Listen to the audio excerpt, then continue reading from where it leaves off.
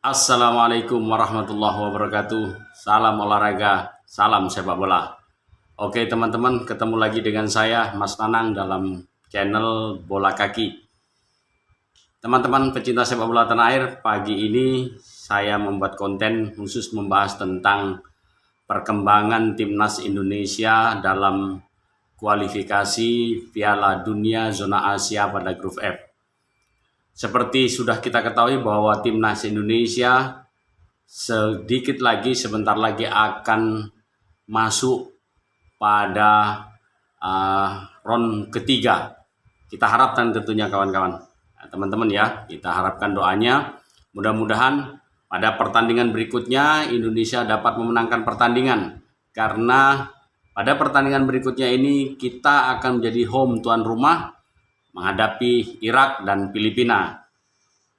Jika kita memenangkan pertandingan itu, maka 6 poin dapat kita raih.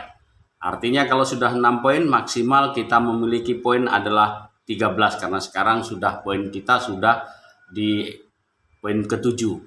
Jadi kalau ditambah 2 kali pertandingan dan kita menang, berhasil memenangkan pertandingan, maka poin kita maksimal 13. Ataupun seandainya kita hanya mampu menambah 3 poin dalam artian 1 kali menang dan 1 kali kalah, poin maksimal kita 9, dan itu tidak akan terkejar dengan tim Vietnam, dan sendirinya kita akan menatap Indonesia akan maju pada round ketiga.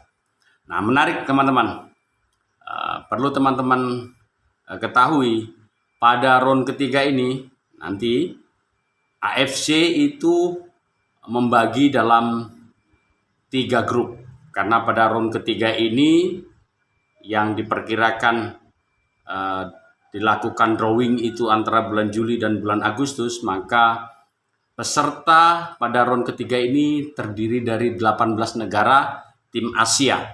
Tim Asia ada 18 negara teman-teman. Nah, kalau 18 negara ini tentunya dibagi 3 grup, dan masing-masing grup itu jumlahnya 6 negara. 6 negara, 6 peserta, 6 tim, dan yang berhak maju juara grup dan runner up secara otomatis teman-teman, dia akan melaju, akan melenggang menuju World Cup atau Piala Dunia Amerika Serikat, Meksiko, atau Kanada, karena penyelenggaraannya ada di 3 negara ini teman-teman. Teman-teman, untuk peringkat ketiga dan keempat dalam penyisihan grup itu masih memiliki peluang. Ingat ya, masih punya peluang untuk lolos ke Piala Dunia. Peringkat 1, peringkat 2 dengan secara otomatis lolos menuju Piala Dunia atau World Cup. Peringkat ketiga dan keempat masih memiliki peluang untuk masuk pada putaran final Piala Dunia juga. Tapi dengan syarat mereka harus melakukan pertandingan melawan konfederasi dari benua lain. Jadi untuk memperebutkan 1 tiket lagi itu harus melawan tim dari konfederasi lain, entah itu Afrika, Amerika Latin, CONMEBOL, dan lain-lain. Itu harus bertanding untuk memperebutkan 1 tiket pada playoff.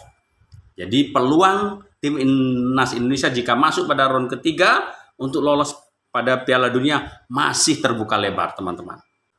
Ini sangat membahagiakan dan memberikan semangat untuk timnas Indonesia. Kita sebentar lagi bisa menatap Piala Dunia dengan harapan memenangkan pertandingan dan berikutnya maju pada round ketiga, yang dalam round ketiga itu dibagi, AFC membaginya dalam 3 pot.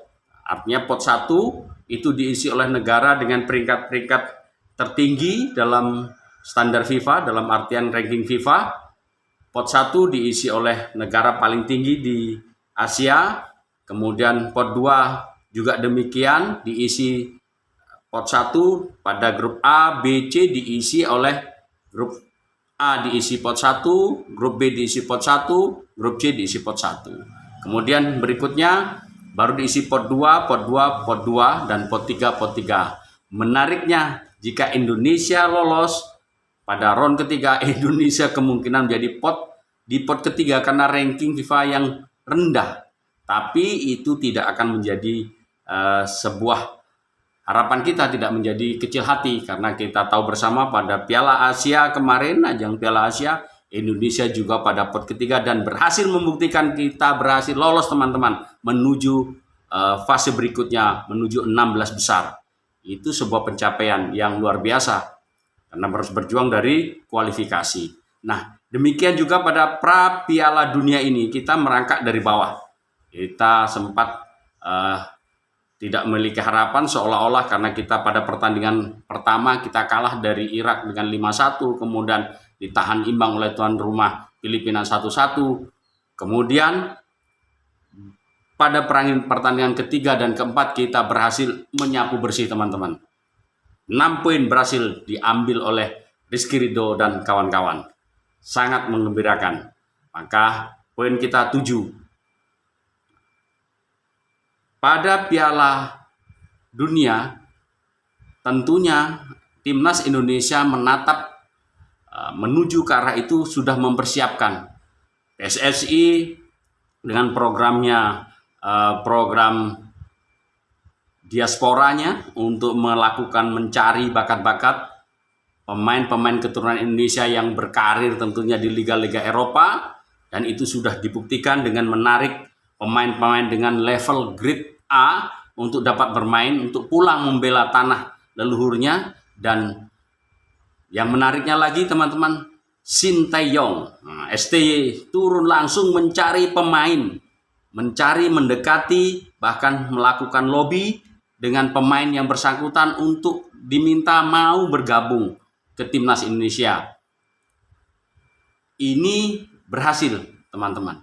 Memang sangat jarang pelatih yang turun langsung untuk memantau, mencari, bahkan meminta. Biasanya yang berjalan itu adalah federasinya, seperti PSSI yang mendekati ini berjalan seiring dengan satu pencapaian yang luar biasa. Tentu pemain keturunan punya hak yang sama dengan pemain-pemain lokal.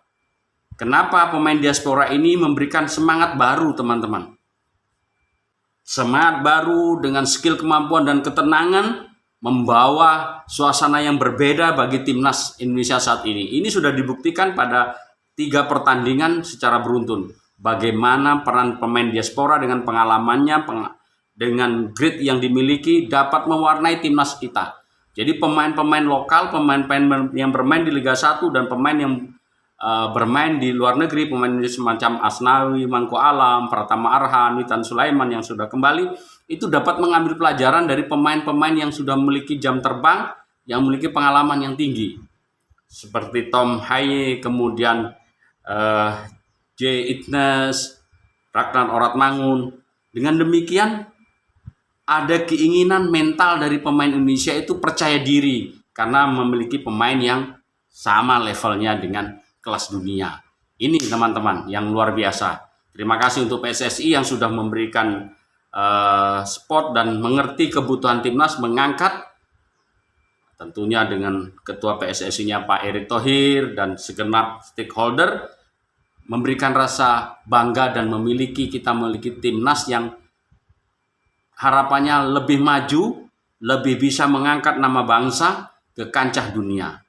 Saya percaya bahwa di bawah kepelatihan Bapak pelatih Sinteyong dan pengurus federasi yang seperti sekarang ini, Pak Erick Thohir beserta dengan timnya punya kapasitas yang pas untuk memimpin PSSI dengan kemampuannya melakukan lobby, karena pengalaman beliau mengelola manajemen sepak bola itu sudah kita ketahui bersama. Bukan bermaksud apa-apa, ini terlepas kita pure memandang sesuatu secara profesional, bahwa beliau memiliki kapasitas dengan lobby-lobbynya. Terbukti kita pernah mendatangkan timnas Argentina untuk datang ke Indonesia. Itu tidak mudah teman-teman. Kemudian bisa mendatangkan pemain-pemain dari diaspora itu juga tidak mudah, sangat tidak mudah tentunya. Tapi berkat kegiatan federasi, pengurus, dan kemauan semua stakeholder sepak bola Indonesia, kita mampu. Harapannya selangkah demi selangkah Indonesia menuju yang tujuan yang jelas, yaitu menatap Piala Dunia atau World Cup yang bakal kita temui. Dan insya Allah jika semangat ini masih terus kita bina, kita pupuk, kemudian pembibitan pemain-pemain usia muda tetap dilakukan, dipantau tetap oleh Sintayong, dan itu merupakan sebuah kepedulian kepada timnas Indonesia dengan bibit-bibit muda yang ada, dikombinasikan dengan pemain senior. Walaupun senior teman-teman, tapi usia mereka masih muda-muda. Mereka rata-rata timnas Indonesia ini pada Piala Dunia, Piala Asia kemarin itu termasuk tim termuda. Bayangkan, kita dengan tim termuda mampu melepaskan diri dari fase grup, penyisihan fase grup. Ini luar biasa. Terus semangat, oke teman-teman, pecinta sepak bola. Itulah informasi yang dapat saya berikan untuk pagi ini. Terus semangat, cintai timnas Indonesia karena timnas Indonesia milik dan kebanggaan kita bersama. Salam olahraga, salam sepak bola.